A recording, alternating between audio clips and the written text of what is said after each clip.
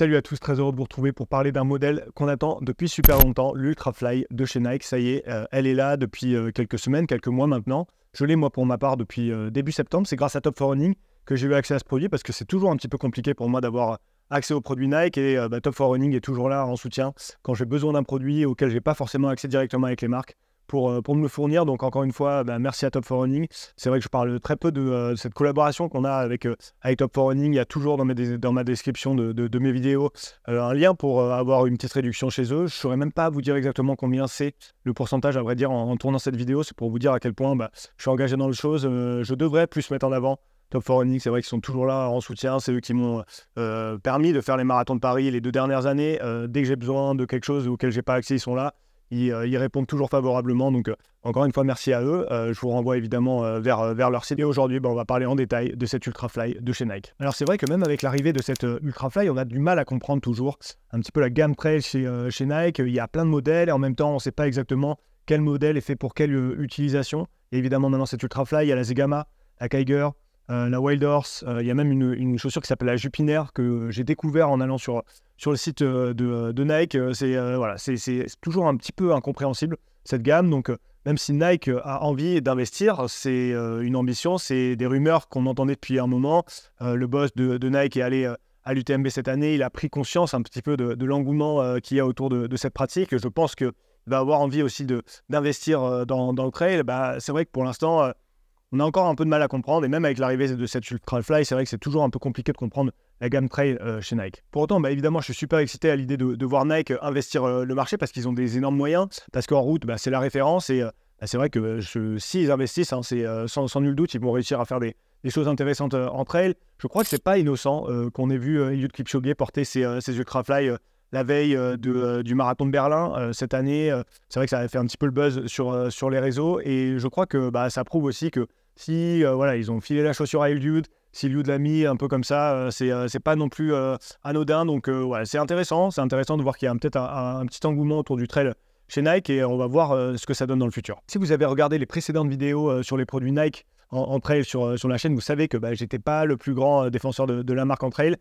Sans trop vous spoiler, je suis convaincu par un modèle de trail chez Nike, donc je vais vous en parler en détail pour vous expliquer pourquoi. Comme d'habitude, commençons par faire un tour en détail de cette chaussure. C'est évidemment une chaussure qui est destinée à la compétition, c'est la chaussure la plus haut de gamme. C'est une chaussure qui est vendue au prix de 250 €. Je vous conseille d'aller voir d'ailleurs en ce moment, il me semble, juste avant de tourner la vidéo, je suis allé sur le site de Top 4 Running, il y a des petites réductions, donc on la trouve quand même moins cher, autour de 210 € il me semble.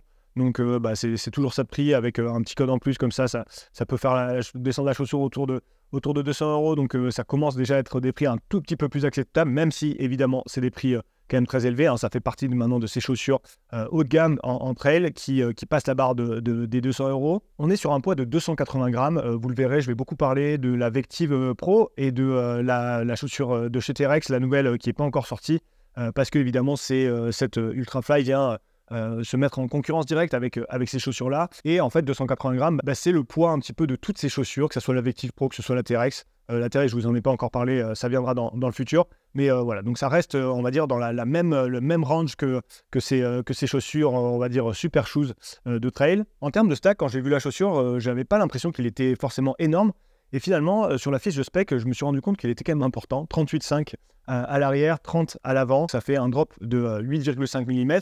Nike a l'habitude de faire des drops vraiment élevés, 10, 12 même, parfois. Là, 8,5, c'est un peu moins que ce qu'ils ont l'habitude de faire. Ça conviendra sans doute à pas mal de coureurs qui courent en 4, en 6. Voilà, on peut toujours s'adapter à 8, 8,5. D'autant qu'encore une fois, le drop est à relativiser, évidemment, surtout sur une semelle intermédiaire comme celle-là, j'y reviendrai. La semelle intermédiaire, venons-en, il y a une mousse en Zoom X, cette fameuse technologie de Nike que Nike avait implémentée sur ces chaussures de route qui avaient fait un petit peu la révolution sur route, et maintenant on la trouve aussi sur cette Ultrafly. Il y a aussi une plaque carbone qui fait l'ensemble de la chaussure. Pour ce qui est de la semelle extérieure, c'est une semelle Vibram. C'est la première fois que Nike met une semelle Vibram sur ses chaussures. C'est une semelle Vibram Light Base avec des crampons qui font 3,5 mm, donc des crampons qui sont relativement fins. Enfin, pour la partie upper, on retrouve un laçage classique et non un quick lace comme sur certains modèles. Et pour ce qui est de la tige, en trail, souvent, on a du mesh, on a maintenant beaucoup aussi des tiges en matrix. Là, c'est ce que Nike appelle le Vaporwave. C'est un tissu qui est assez unique, je trouve, que j'ai jamais trop vu moi sur les chaussures de trail. C'est hyper fin, hyper aéré, enfin hyper respirant en tout cas. On sent en fait que c'est quand même assez rigide déjà au toucher, en tout cas assez résistant. Et ça ressemble, vous savez, un petit peu à ces toiles de tente. J'y reviendrai de toute façon sur cette tige. Et voilà, on a une chaussure qui est dans l'ensemble, qui est blanche au départ. Vous l'avez vu, pour ma part, elle est maintenant un peu marron depuis le temps que j'ai couru avec. Avant de tester cette chaussure, évidemment, j'avais pas mal de questionnements sur cette chaussure, d'autant plus que j'avais quand même des déceptions, hein, sur les modèles précédents chez Nike. Donc je me posais plein de questions. C'est une chaussure qu'on voit quand même depuis longtemps, hein, depuis 2022 déjà, au pied de certains athlètes Nike. Je pense à Tyler Green notamment, que j'avais vu avec à la Western State 2022 déjà. Donc vous voyez, ça fait presque 1 an et demi maintenant que cette chaussure est déjà au pied de certains athlètes. C'est toujours comme ça, hein, les processus de développement. Mais en tout cas, évidemment, voilà, quand des athlètes les portent, forcément, il y a un peu des rumeurs, il y a un peu des photos qui sortent. On se demande ce qu'il y a dedans. On entend que potentiellement Nike a enfin mis une semelle Vibram. On entend que il y a du ZoomX, mais du ZoomX, typiquement, c'est le premier questionnement que j'avais vraiment. Il y avait déjà une semelle intermédiaire et une mousse ZoomX sur la Zegama. Mais en fin de compte, quand on met la chaussure, on se rend compte très vite que c'était très très différent de ce qu'on pouvait retrouver sur les modèles de route de chez Nike avec la Zegama. Donc moi je m'interrogeais parce qu'on me disait qu'il y avait du ZoomX sur cette chaussure. Quel ZoomX c'était finalement? J'avais eu la preuve avec la Zegama que c'était pas toujours la même chose. Je savais pas trop à quoi m'attendre sur cette Ultrafly. J'avais eu la déception de la Zegama et je me demandais si ça allait être la même chose. Deuxième questionnement, évidemment, c'est cette semelle extérieure. Enfin, une semelle Vibram chez Nike, d'autant que Nike était quand même vraiment réputé pour ses semelles extérieures de piètre qualité, en tout cas qui accrochaient très peu, qui zippaient énormément. Ça, c'était quelque chose qui revenait toujours sur les modèles de Nike en trail. Et pour une fois, en tout cas, une marque comme Nike décide d'aller travailler avec Vibram et a fait l'effort d'aller chercher ces technologies qui sont des technologies de référence aujourd'hui sur le marché. Donc forcément, moi aussi, ça me posait question à propos de cette chaussure. Enfin, comme je vous le disais, hein, j'avais vu cette chaussure au pied de Tyler Green sur la Western States, qui a quand même un profil de course particulier, à la fois un 100 miles, à la fois des chemins hyper roulants et relativement plats, même un peu descendants. Je me demandais en fait pour quel type de trail, pour quel type d'utilisation cette chaussure avait été conçue. Je ne vais pas y aller par 4 chemins, hein. C'est une chaussure que j'ai vraiment, vraiment appréciée, que j'apprécie vraiment, que j'ai mis quand même pas mal déjà et que je vais continuer à mettre beaucoup. C'est une chaussure qui est enfin au niveau, je pense, qui n'est pas sans défaut. Évidemment, il y a toujours des petites choses à redire, mais pour une fois, je pense que Nike là a quand même mis la barre beaucoup plus haute que ses précédents modèles et enfin, on a une vraie bonne chaussure de trail chez Nike. L'énorme qualité pour moi de cette chaussure, c'est cette semelle intermédiaire. Alors évidemment, on va penser à la plaque carbone qu'il y a dans cette chaussure qui fait qu'on met directement cette chaussure dans une certaine catégorie. Moi, je pense beaucoup plus à la mousse, évidemment. Cette mousse, ce ZoomX, enfin, je retrouve ces sensations que j'avais pu avoir sur une Vaporfly. En tout cas, cette sensation du ZoomX qu'on a sur les chaussures de route chez Nike, enfin, je la retrouve un petit peu sur cette Ultrafly. Pour autant, c'est quand même un peu différent, évidemment. J'étais quand même surpris dès les premières foulées avec cette Ultrafly. Cette semelle intermédiaire, cette mousse est ultra soft. J'ai rarement mis une chaussure avec une semelle, je trouve, aussi soft, malgré la plaque carbone qui est censée quand même être là pour aussi rigidifier un petit peu et permettre quand même d'avoir un peu plus de rebond et de renvoi au sol. Pour autant, moi j'ai été surpris, vraiment surpris. Je me souviens la première fois que je les ai mises, on a fait une sortie là dans le Beaufortin, il y avait François, il y avait Jim, il y avait Simon et on a couru comme ça, on est parti du plané et dès les premières foulées, je me suis dit wow, c'est vraiment impressionnant à quel point cette chaussure est soft. Et tout de suite, j'ai eu des hyper bonnes sensations. C'était hyper moelleux. J'avais eu l'impression de courir sur un coussin. C'était hyper agréable. Et vraiment, j'ai tout de suite senti cette sensation d'écrasement au sol. Par contre, le petit corollaire à ça, c'est que je trouve que cette chaussure est un petit peu moins dynamique que par exemple une Vective Pro, que même une T-Rex, la nouvelle de chez T-Rex qui va sortir l'année prochaine.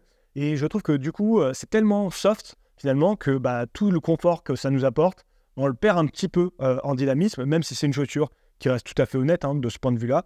Mais je trouve que c'est pas forcément la meilleure d'un point de vue du dynamisme, parce que aussi, je trouve que cette semelle est tellement soft que forcément, on perd un petit peu d'énergie sur l'appui au sol. Pour autant, vraiment, moi, je trouve que c'est un compromis qui est quand même hyper intéressant. Est-ce que c'est le bon compromis? Ça va dépendre un petit peu de la pratique, ça va un petit peu dépendre de ses attentes, évidemment, mais ça apporte énormément de confort. Ça, c'est le deuxième point, c'est que je trouve que c'est quand même globalement une chaussure hyper confortable. Alors évidemment, il y a cette semelle intermédiaire, il y a cette mousse qui apporte énormément de confort et je pense que c'est un atout quand même hyper important sur la longueur. C'est aussi une chaussure qui a un fit particulier, ça me permet de parler du fit. Moi, c'est pas forcément un fit qui va me convenir totalement. L'avant-pied est quand même vraiment large. Je pense que c'est une chaussure qui est vraiment dans l'esprit américain de ce point de vue-là. Aux États-Unis, ils aiment bien quand même globalement ces fits assez larges, notamment sur l'avant du pied. Altra est hyper populaire aux US, c'est pas pour rien non plus. Et vraiment, cette chaussure, cette Ultrafly, pour les pieds larges, je pense que ça va vraiment bien convenir et ça va leur apporter vraiment du confort. Là où souvent, les gens qui ont des pieds larges, ils se sentent vite à l'étroit dans beaucoup de chaussures sur le marché. Là, Nike a fait une chaussure avec un avant-pied vraiment large qui va vraiment apporter, je pense, du confort pour ces gens-là. Comme je vous le disais, pour ma part, je trouve que c'est un peu trop large, mais ça, j'y reviendrai un peu plus tard. Pour le confort, de manière générale, je trouve que le système de lassage est quand même bon. J'ai eu quelques petits problèmes parce que je trouvais que ça serrait un petit peu trop sur le coup de pied. Malgré une languette qui est quand même vraiment rembourrée, je trouve que parfois ça se serre un tout petit peu trop. Mais globalement, le confort, même quand on met le pied dedans, le confort d'accueil est vraiment bon. J'avais un petit peu peur de cette tige quand je touchais, ça me paraissait un petit peu rigide, mais finalement, en fait, il y a deux liners. Il y a une autre toute fine épaisseur de tissu en dessous qui permet d'éviter que son pied est directement en contact avec ce liner-là. Donc, ça permet aussi d'avoir quand même plus de confort et globalement, c'est assez rembourré partout. Je trouve que le pied est quand même vraiment à son aise dans cette chaussure. Quand je mets le pied dedans, en fait, je suis content parce que je sais que dès les premières foulées, voilà, je vais être bien dans la chaussure, quoi. C'est vraiment moelleuse, partout c'est moelleux. C'est vraiment l'idée qui me vient à l'esprit. Malgré, encore une fois, cette plaque carbone qui est censée être là pour rigidifier un petit peu, pour amener un petit peu de dynamisme. Moi, c'est vraiment pas quelque chose que j'ai ressenti, cette rigidité. Et je la trouve, pour moi, c'est peut-être sans doute aujourd'hui sur le marché, la chaussure avec la semelle intermédiaire qui est la plus soft. Et clairement, moi, c'est quelque chose que j'aime vraiment sur cette chaussure. Parlons un petit peu de la stabilité qui fait toujours débat sur ces chaussures, un peu super shoes de trail. Je pense à l'Invective Pro, je pense à la T-Rex, je pense à cette chaussure. Toujours, on se demande, est-ce que c'est très stable? C'est une question quand même importante, parce qu'en fonction de où on va amener cette chaussure, je vous le disais, on a vu cette chaussure sur les Western States. Là, si on l'amène dans des chemins un peu caillouteux, des gros pierriers, des chemins un peu techniques qu'on a ici, notamment dans les Alpes, est-ce que ça va passer finalement? Je trouve que de ce point de vue-là, évidemment, c'est pas une chaussure hyper stable. Je vous le disais, la semelle est quand même, la semelle intermédiaire est quand même hyper soft.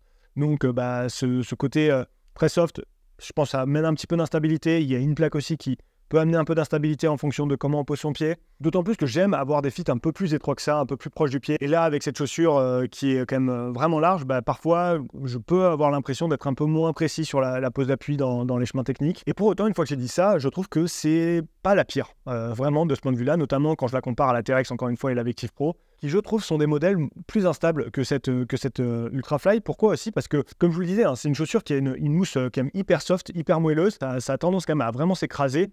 Et donc, finalement, on garde quand même ce contact au sol. Là où, parfois, avec une Invective Pro, avec une T-Rex, on va avoir directement, ça va être au niveau de la cheville que ça va partir. Là où, des fois, cette chaussure, ça va permettre de se déformer sur des terrains, sur des racines, etc.